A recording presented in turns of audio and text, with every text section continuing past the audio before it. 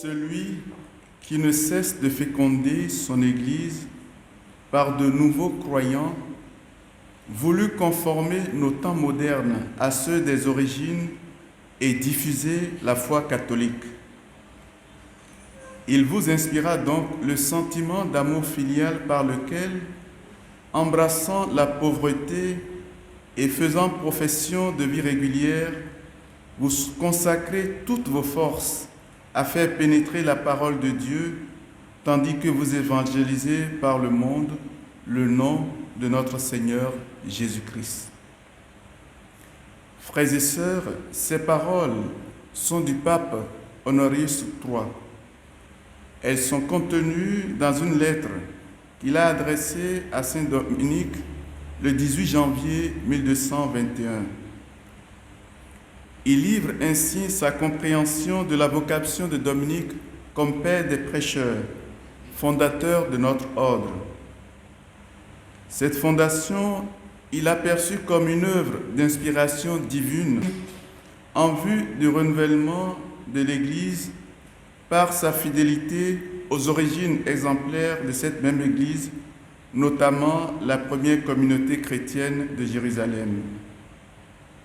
Cette œuvre est basée sur des aptitudes de Dominique lui-même, une grande conscience de sa filiation divine, le choix d'une règle de vie, un ardent désir d'annoncer l'Évangile, la vérité de l'Évangile, prêcher Jésus-Christ qui est la vérité même. Oui, frères et sœurs, Dominique a vécu entre l'an 1170 et 1221. Il a quitté ce monde le 6 août 1221 et fut canonisé en 1234. Nous continuons de le célébrer et de suivre ses pas. Dominique, homme du Moyen-Âge, reste donc encore actuel, notre contemporain et source d'inspiration car il a créé pour nous une voie de sainteté. Et si Dominique a pu réussir cette œuvre, c'est parce qu'il avait rencontré son temps. Son œuvre et son succès reviennent avant tout, certes, à Dieu. Mais Dominique était remarquable par une grande finesse d'analyse de son époque, marquée par le déclin de l'Église, le boom des municipalités, l'enthousiasme pour la collégialité, on dirait aujourd'hui la synodalité, la revendication de l'indépendance des universités.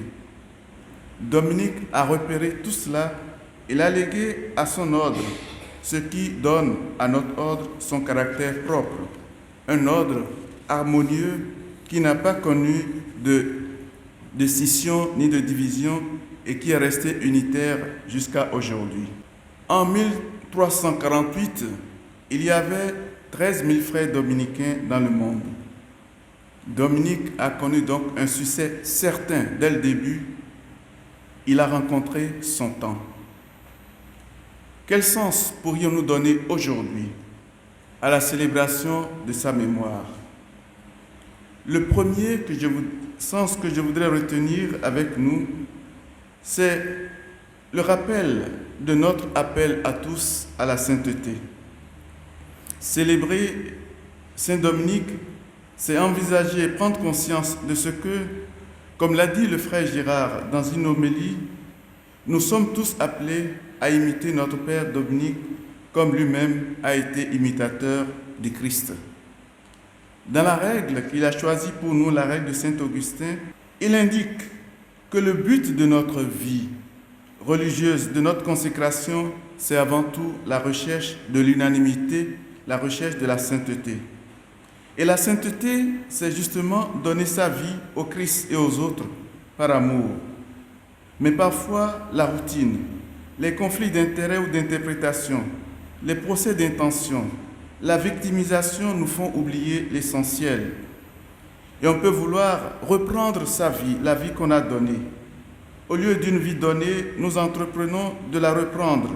Et l'Évangile alors risque de ne plus être intégré à notre vie comme notre boussole, mais d'être à côté de notre vie.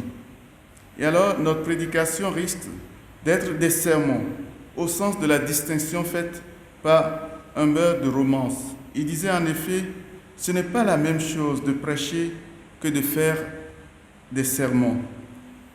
Un sermon peut être appris par cœur et préparé grâce à une bonne bibliothèque. Mais la véritable prédication n'est possible qu'à partir de l'expérience de la foi et d'une lecture croyante de notre réalité. Pour cela, être prêcheur suppose une vie menée à la manière de Jésus, une véritable suite du Christ, avec tous les éléments qui animent et nourrissent la dimension contemplative et croyante du prêcheur.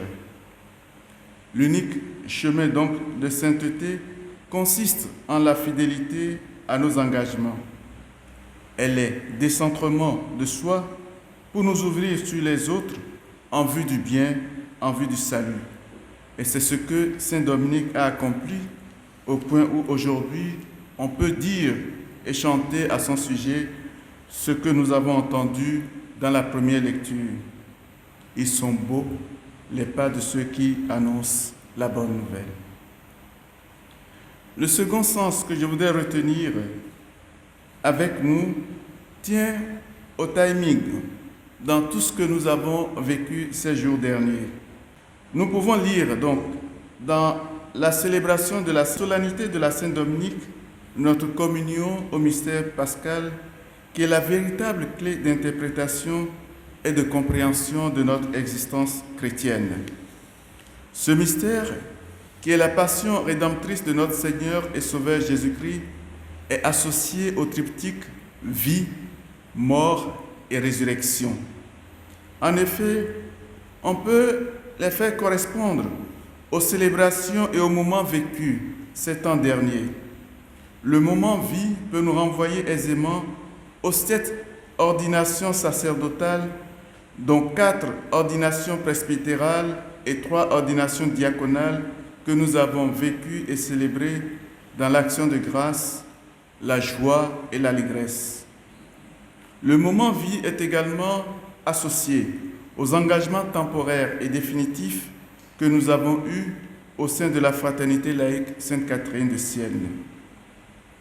Le rappel de notre frère Marcel à Dieu a constitué pour nous un réel moment de mort. Nous avons tous fait, comme on le fait humainement, l'expérience de la mort, à savoir une expérience directe.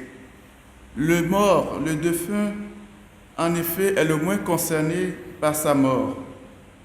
Et il n'est pas nécessaire de revenir sur les dimensions d'arrachement, de tristesse et de tristesse que nous avons traversées ces jours-ci. Mais cette solennité, en l'honneur de notre saint patron, est véritablement un moment de résurrection. C'est la célébration dans le Christ de la résurrection de notre bienheureux fondateur. C'est la célébration de sa naissance au ciel, de sa naissance en Dieu, de son dies natalis. Cette célébration laisse entrevoir aussi la résurrection de notre frère pour qu'il soit pleinement assumé dans la communion des saints. Ainsi, frères et sœurs, nous sommes convaincus que le dernier mot de Dieu, c'est à la vie, la résurrection, la joie. C'est lui qui renverse les situations de détresse pour nous ouvrir à la joie. C'est lui qui change notre deuil en une danse, nos vêtements de deuil en parure de joie, nos ornements violets en ornements dorés. Vie, mort et résurrection, communion et participation au mystère pascal, la célébration de la solennité de notre Père Saint-Dominique nous invite à garder l'espérance, à garder confiance et à garder la foi. Que par son intercession, nous soyons trouvés nous-mêmes vivants en Dieu à tout instant de notre vie pour être des témoins dont il a besoin pour proclamer son nom. Amen.